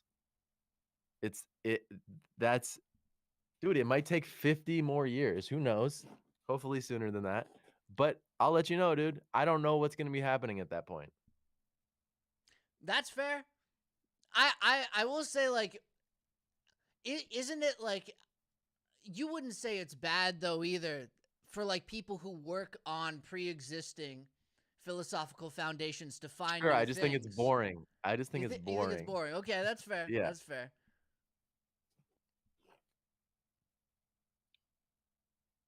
Yeah. Cuz I did for a while like dude, it's exhausting. It's honestly exhausting trying to like do the modern model and then constantly interject and like expand through the modern model. Like You don't have to it's choose just one model though, necessarily. I would say that like a lot of my understanding is based off of multiple different ideas. I don't accept any of them purely on their own. I even, I guess, add my own ideas to it. But in that way, I'm just taking pieces that I find to be relevant to my moral understanding of how the world is, or how I wish it was. Um, I guess that's how I go about it. I mean, I think that's even something that a lot of not just philosophers but academics do. They take the parts that they find to be truthful or convenient or have meaning, and they tuck it in their pocket and eventually collect a number of different ideas as they continue to go. And some of those they make on their own, You can start from ground zero though too. That's, a whole nother option as well. It just depends on what I guess you find to be truthful. yeah, yeah. It's just about discoveries, creating value, and at the end of the day, you can do it however you want.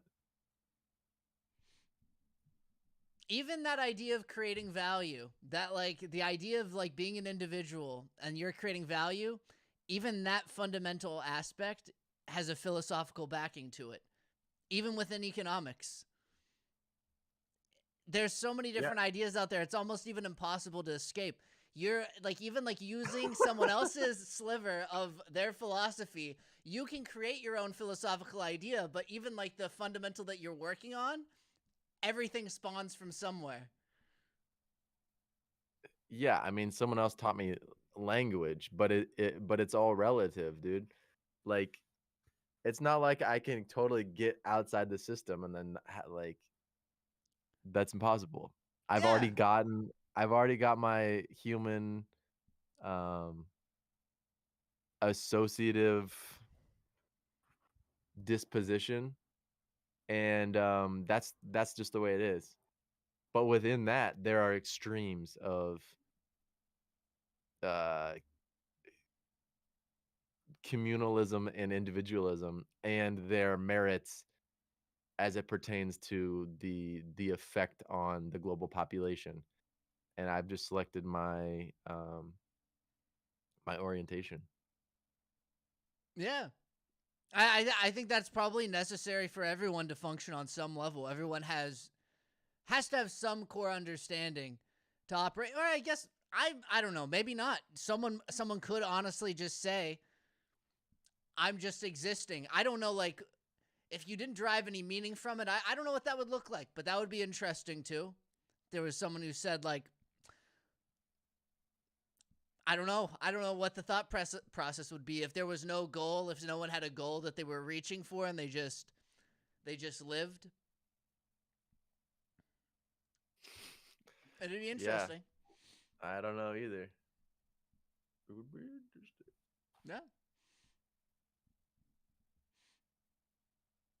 I read 4 books. I love the books.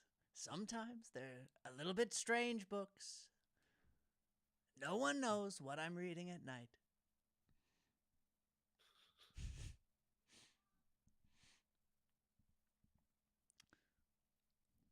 Let's see.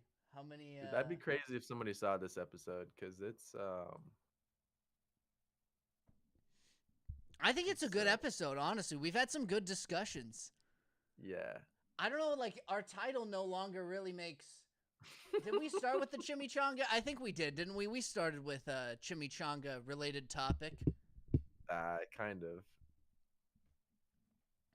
You know what?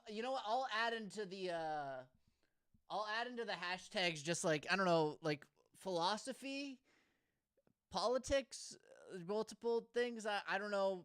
I don't even know if the hashtags work. It didn't honestly work last. I'll just leave it. I don't want to mess. I don't want to mess with it. I'll let it be. Yeah. It's 0 viewers right now, but you never know. Someone might join. Oh no! Oh my god! For the whole entire episode, I've had the screen. I can't believe that it went to share screen. Oh damn. Oh my god! It was messed up for a while. It was messed up for a little while. How long? I don't know. Like, I can't believe I didn't see that. I don't know if I pressed a button and it accidentally moved over or if it's been like that the whole entire episode. Shit. But I mean, the most important thing from this episode anyways is the audio. That's really where it's at. You could listen to this like in your car and it would be just as good, you know? Mm-hmm. Yeah, well, that's one thing is maybe we can start getting back on Spotify and Apple Music. You know, I was gonna mention this too. I guess I'll mention it in the podcast. I don't know why I wouldn't. On the Not Your Cousins podcast, so on the old email, we kept getting messages from somebody who's interested, who was like I think it's like not real. I think it's like kind of like I'm sure everyone gets these, but someone was like, "Oh, I listened to an episode of your podcast. We're launching this new thing here and we'd love to have your podcast on our website or something." And I've got like and I never actually opened up the email cuz I can't remember the password. I didn't like, but I get the notification on my phone cuz I used to be logged in. And I'll like scroll through and I'll read it and I'll be like, oh, I should probably mention that maybe. But we're not producing anything. So I didn't know if I would be like, we have a different show now. Or I don't think this person's real anyways. I think it really is just probably they send that out in batches to anyone who has a podcast on Spotify or did. And then just see if someone will start posting on whatever site they're launching. But Dude, you got to be careful about being too skeptical because then you're going to start to question everything and nothing will be real. Yeah, I did say that previously too. Who knows? That's why I was gonna bring it up too, because I thought it was interesting. I was like, I don't know. I think it's probably fake. That's what I'm thinking too. That is really what. Yeah.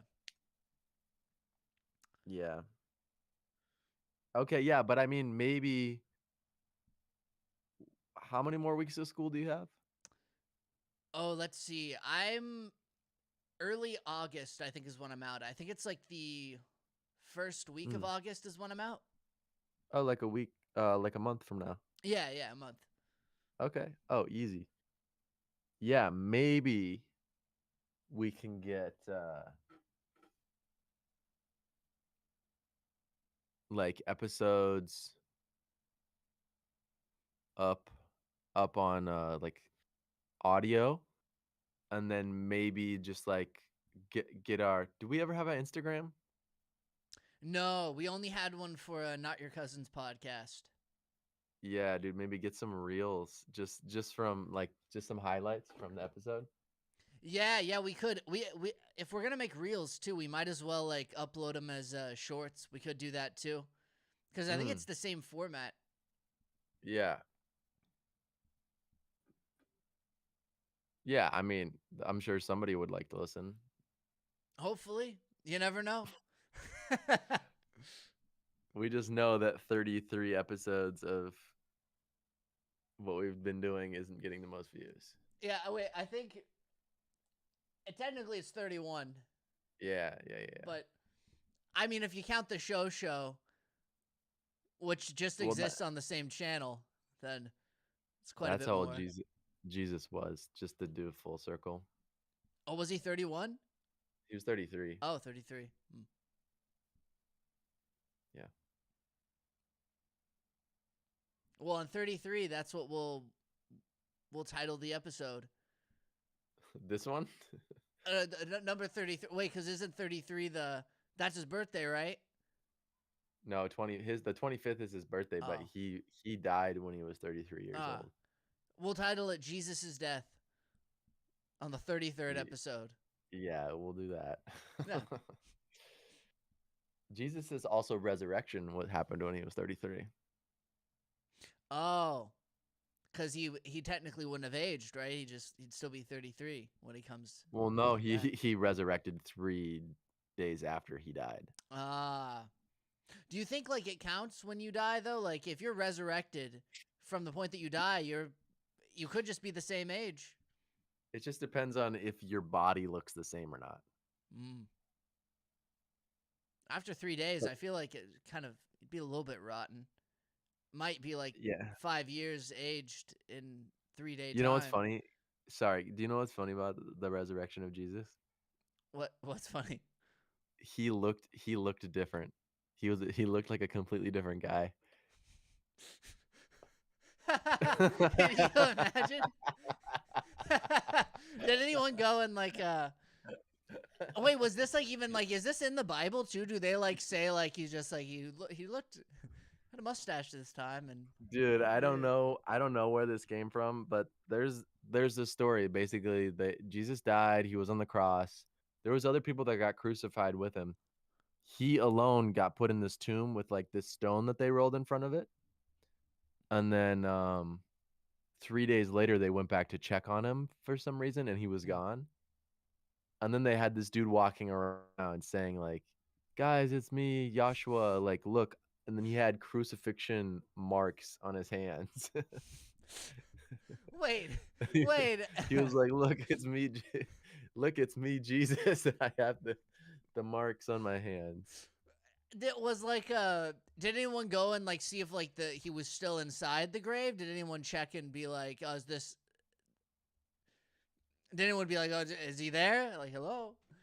Yeah, no, they just rolled the stone back and they went to look for him. And he wasn't there? Was he just like he just wasn't in there? He was gone. So that then they must. I'm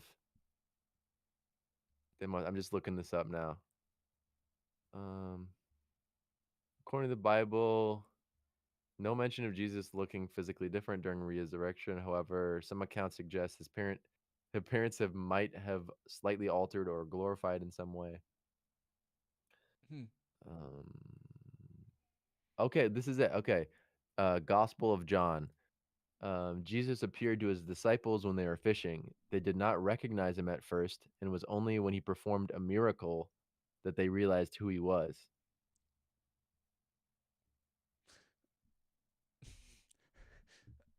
I'm just imagining like yeah, I'm imagining someone now like you who you're saying who like get him out of the grave.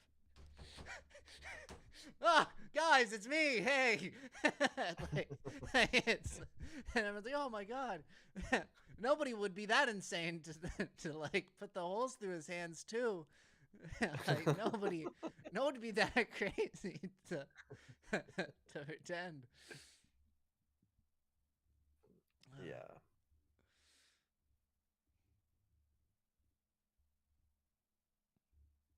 All right, dude. That was a longer one. All right. We got almost 2 hours actually on this episode. Nice. Yeah. Yeah, it's not like I don't know why it's not like it even matters, I guess, but it's kind of a just so the audience knows in case they can't see, 2 hours almost. To our blind audience. Exactly. To the blind audience and also to those who are just listening and wondering when it's gonna end because they can't find the pause button. Now it's about 2 hours. So enjoy. All right. Well, we'll see you guys in the next one. Say hi to Jesus for me. Yep. And don't impersonate